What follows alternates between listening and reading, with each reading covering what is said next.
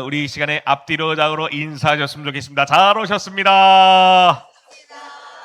잘 오셨습니다. 지금까지 인도하신 에베네셀의 하나님, 방금 말씀드린 것처럼 여호와 이레, 앞으로 주실 주님의 은혜가 우리 사랑하는 모든 성도들에게 충만하게 임하기를 주님의 이름으로 간절히 축원합니다.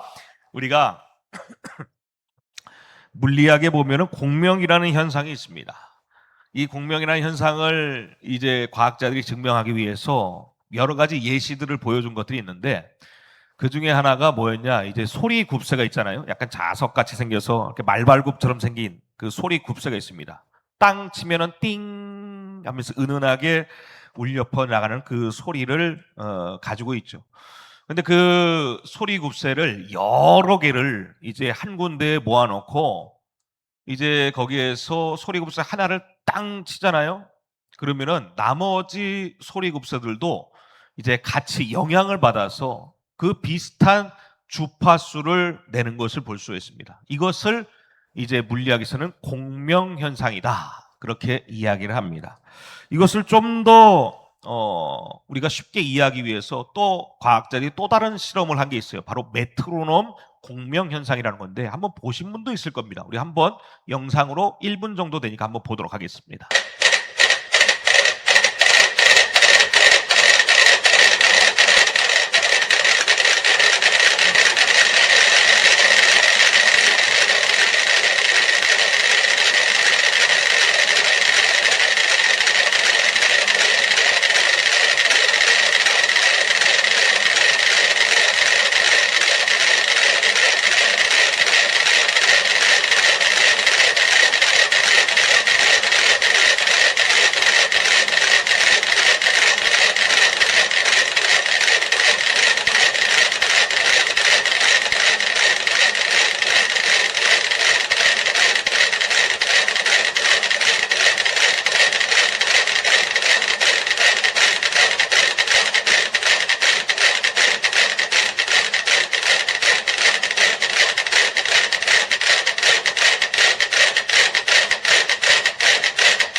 좀 똑같아지고 있죠?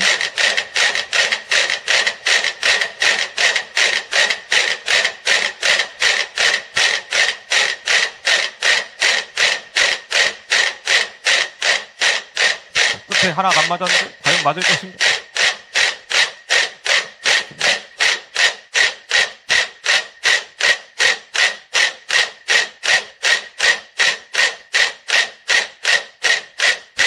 하나가 지금 반항하고 있는데.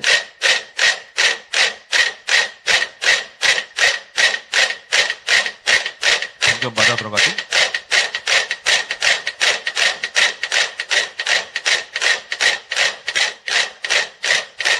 전체가 탁 맞아 들어갑니다. 자, 이 현상이 보여주는 게 뭐냐? 이게 정확하게 어떤 현상으로 탁 된다, 그것을 지금 설명하려면 한참 걸리겠죠. 근데 중요한 것은 무엇이냐?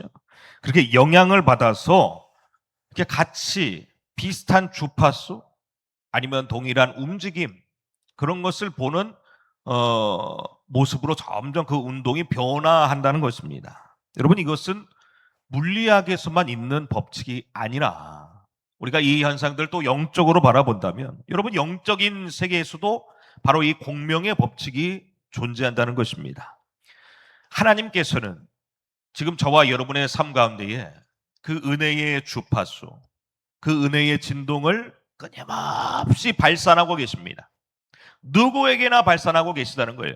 우리가 마태복음 5장의 말씀 함께 봉독하도록 하겠습니다. 이는 하나님이 그 해를 악인과 선인에게 비추시며 비를 의로운 자와 불의한 자에게 내려주심이라. 아멘. 하나님께서 온 인류를 향해 악인과 선인도 구분하지 않고 주님의 은혜의 사랑, 그 은혜의 주파수를 모두에게 내려주십니다. 이것을 신학적인 용어로 보편적인 은혜라고 합니다. 누구나 다 받아 누리는 은혜라는 것입니다. 근데 중요한 것은 누구에게나 부어지는 이 보편적인 은혜가 있을 때 그 은혜의 주파수에 대해서 그 사랑으로 은혜의 공명, 영혼의 공명을 이루어내는 사람은 따로 있다는 것입니다.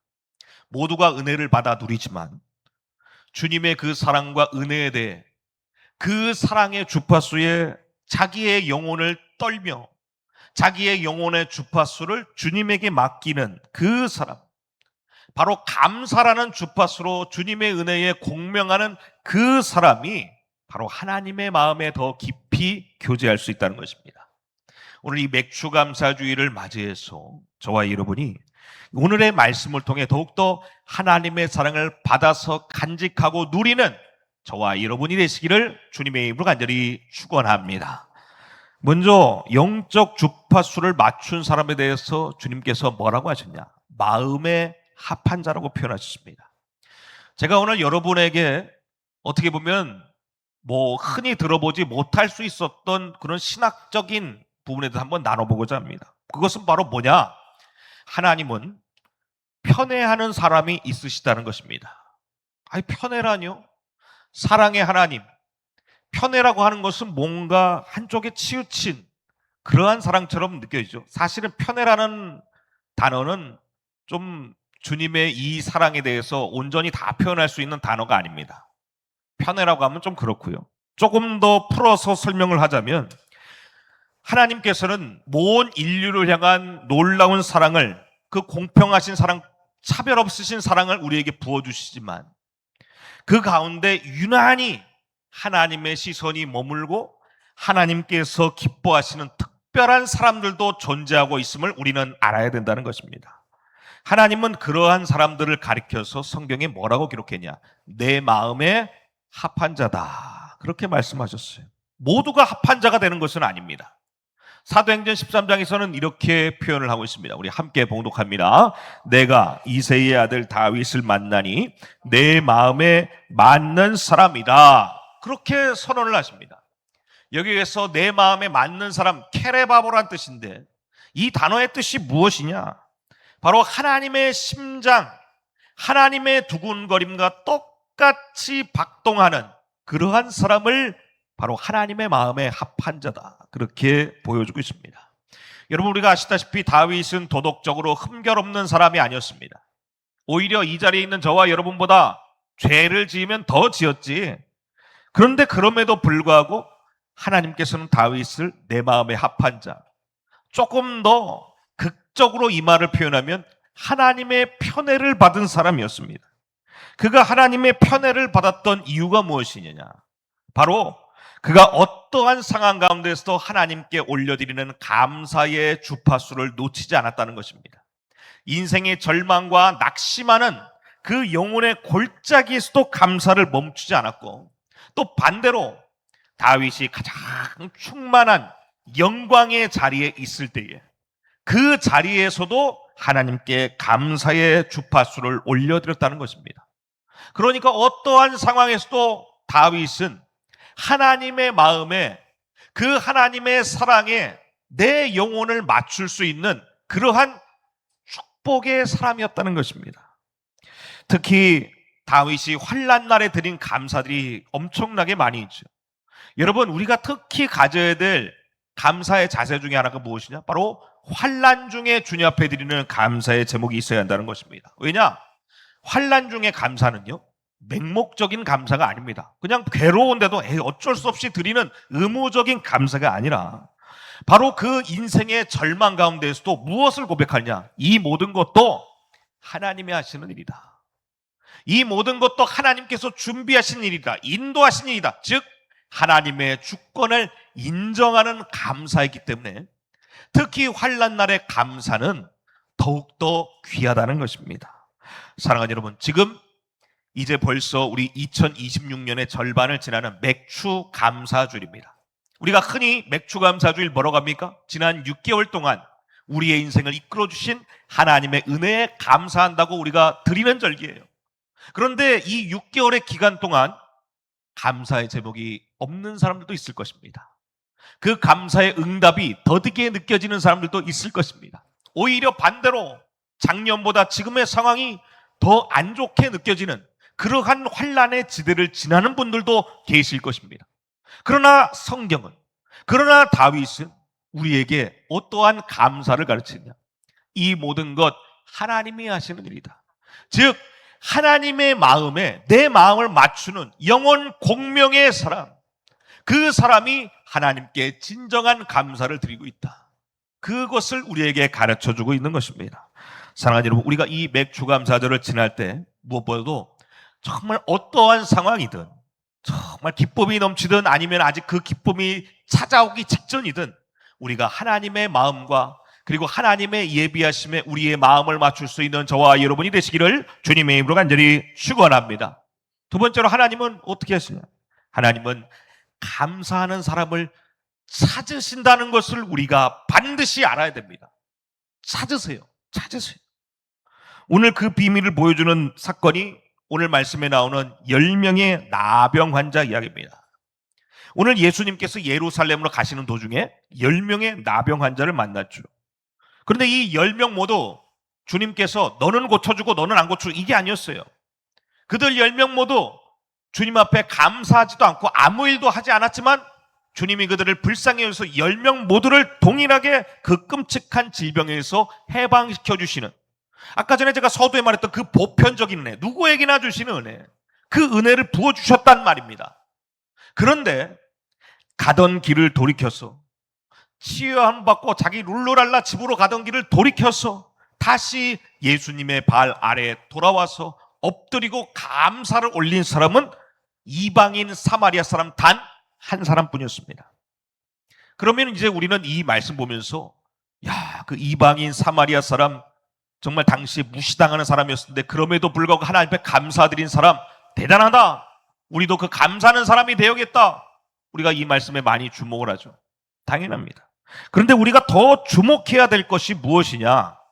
바로 우리가 오늘 말씀 가운데 우리 예수님께서는 지금 그 한 사람에 대한 얘기를 하지 않으세요. 오히려 나머지 9명에 대한 탄식을 하십니다. 오늘 말씀 17장 17절의 말씀 우리 함께 봉독합니다.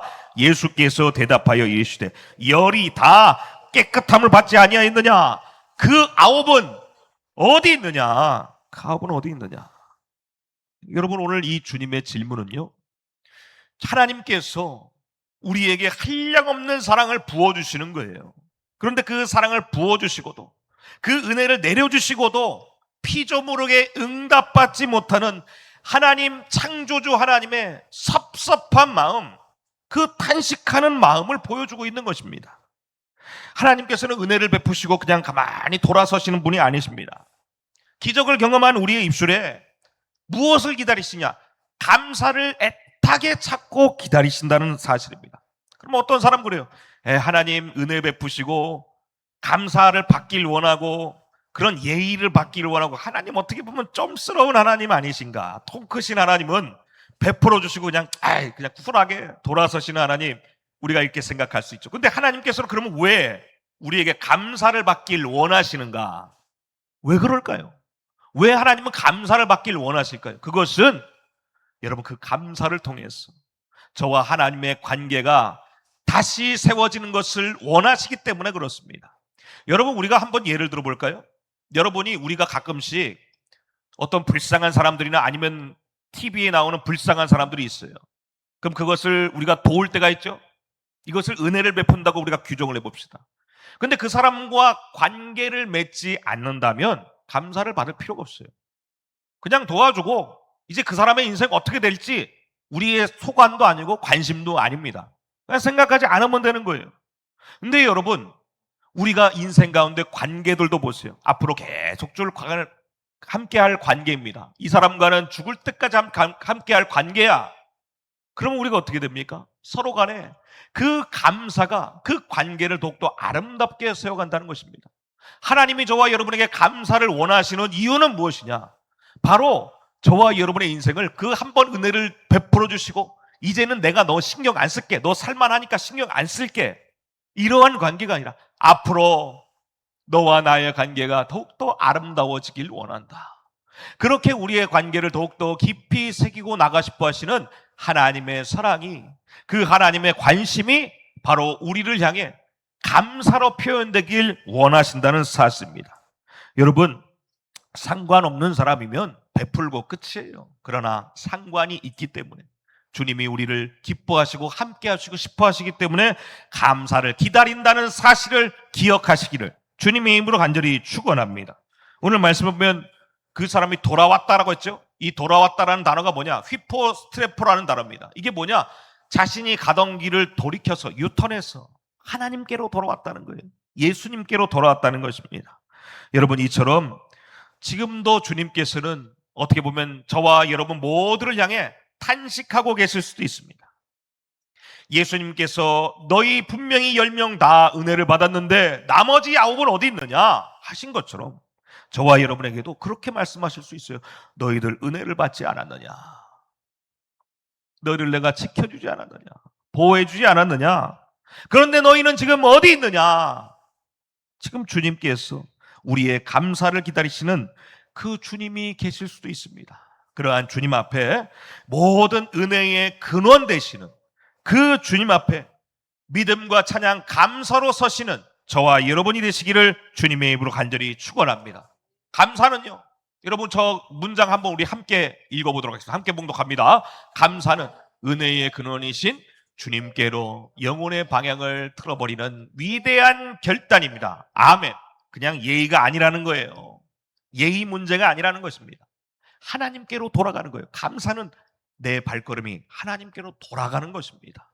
여러분, 그러한 인생의 방향의 설정을 정말 아름답게 하는 저와 여러분이 되시기를 주님의 이름으로 간절히 축원합니다. 그러면 이 감사의 제사가 얼마나 귀한 일인지, 여러분 우리가 보면은 방금 예수님이 찾았던 그 9명 감사하지 않고 돌아갔습니다.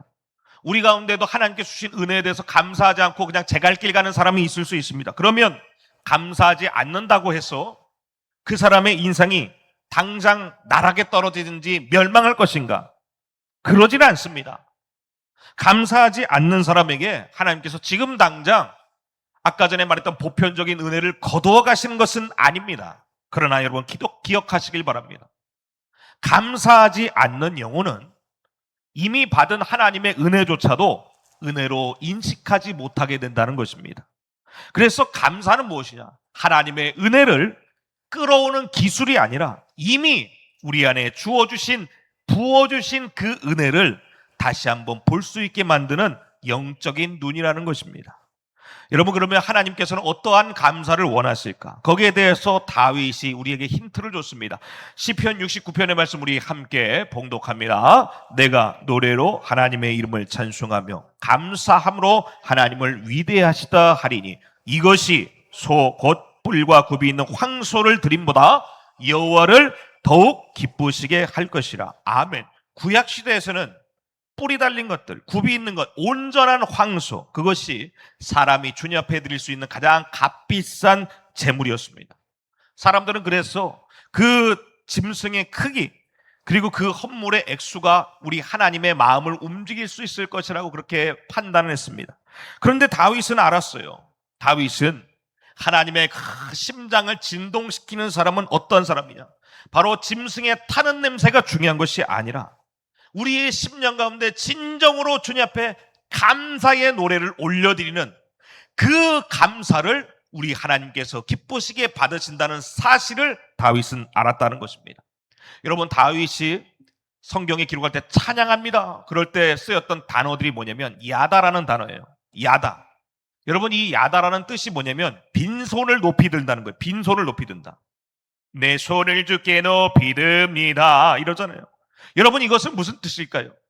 내 안에 손에 쥔 것은 빈손이라는 거예요. 아무것도 없다는 거예요. 그런데 아무것도 없는 이 손에 하늘에서 주시는 그 은혜, 모든 은혜는 다 누구 것이다? 하나님이 주신 것이라는 거예요.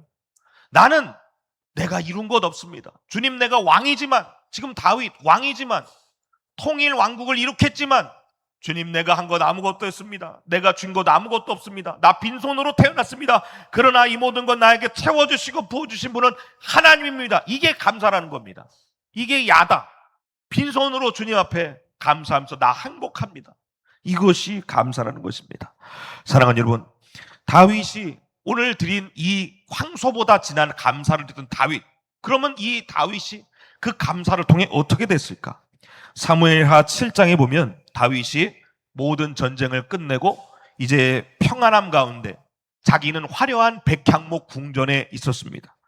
어떻게 보면 이스라엘 모든 역사를 통해서 모든 왕들을 통틀어서 가장 부흥의 시기를 걸을 때, 그리고 가장 성공했을 때, 반대로 말하면 가장 교만해지고 모든 것을 가졌다고 생각하는 그때에 다윗은 다시 한번 자기의 마음의 영적인 주파수를 하나님께 맞춥니다. 다윗이 이렇게 고백했어요. 나는 백향목 궁에 살거나 하나님의 궤는 휘장 가운데 있도다. 나 같은 목동을 이스라엘 왕으로 삼아주신 것도 부족해서 나는 이렇게 화려한 백향목 궁전에 살거늘 주님의 법궤는 저 바닥에 있구나.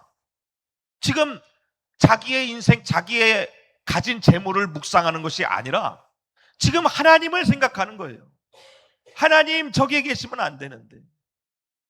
여러분, 거기에 대해서 하나님은 그에게 이제 어떻게 보면 잘못된 신학관도 잡아주십니다. 하나님은 법궤에 갇혀 사시는 분이 아니시죠? 하나님은 무소부지하시고 전능하신 하나님이시죠? 그리고 다윗이 피를 많이 흘려서 하나님께서 성전 건축도 막으셨지만, 여러분, 하나님은 다윗이 하나님을 위하여 성전을 짓고 싶어 견딜 수 없는 그 감사의 마음을 받으셨다는 거예요. 그래서 그 감사의 마음을 받으신 다음에 어떻게 하셨습니까? 우리가 알고 있는 그 영원한 다윗 왕국의 언약을 그때 그에게 주셨어요. 네가 나를 위해 집을 지어주겠다고? 아니다. 내가 너를 위해 영원한 왕조를 지어주마. 오히려 놀라운 그 감사의 뒤에 영원한 하나님의 보호하심의 약속이 다윗에게 주어졌다는 사실입니다. 작은 감사의 씨앗을 심었을 뿐인데 하나님께서는 영원한 은혜의 숲을 다윗에게 허락하여 주셨다는 것입니다. 여러분, 이것이 거룩한 하나님의 편애입니다. 누구에게도 다 은혜를 주시지만 더 큰 감사로 주님 앞에 나갈 때, 그리고 하나님을 사랑하며 진정한 감사로 나갈 때 하나님은 더 큰 감사의 축복의 제목을 그의 인생에 부어주신다는 사실을 알려주고 있습니다. 사랑하는 여러분, 오늘 말씀을 정리를 합니다. 사랑하는 여러분, 저와 여러분은 이 맥추감사주일 주님의 감사의 제단 앞에 나올 때 어떠한 마음을 가지고 나왔습니까? 우리가 1년에 한 번 있는 이 맥추감사주일, 우리가 겉으로만 드리는 껍데기뿐인 감사를 갖고 나오진 않았는지, 아니면 저와 여러분의 인생 가운데 하나님께서 축복의 은혜를 주셨는데 낼름 그 축복 먹고만 돌아서고 주님 앞에 돌아오지 않았던 9명의 심령이 혹시 우리 가운데 있지는 않은지. 사실 여러분, 우리는 10명의 나병 환자보다 더 큰 죄악과 병에 걸렸던 사람들입니다. 어떻게 보면 더욱더 버림받아야 될 그런 원죄의 사람들입니다. 원죄뿐만 아니라 하루하루 죄에서 자유하다고 할 수가 없죠. 그러나 그러한 저와 여러분을 위해 예수님께서 십자가에서 우리의 영혼의 나병을 대신 짊어주셨습니다. 그래서 우리가 감사하는 이유는요, 올해 농사가 잘 됐길 뿐만 아니라, 아니면 지난 6개월 잘 지켜주셔서 그래서 감사하는 것이 아니라 우리의 영혼이 구원받았음에 감사할 수 있는 십자가의 구원에 감사하는 저와 여러분이 되시기를 주님의 이름으로 간절히 축원합니다. 여러분, 우리가 감사하는 이유는 하나님께서 우리를 더 사랑해 주셨고 또 그 독생자를 통해서 우리를 사랑해 주셨기 때문에 감사하는 것입니다. 이미 받은 사랑에 대해 영혼의 감사를 올려드리고 또 이 맥추감사주의를 맞이하여서 우리 가운데 한량없는 은혜를 내려주시는 하나님의 사랑에 공명해서 더욱더 깊은 감사의 제목을 깊게 받아 누리는 저와 여러분이 되시기를 주님의 이름으로 간절히 축원합니다. 기도하시도록 하겠습니다.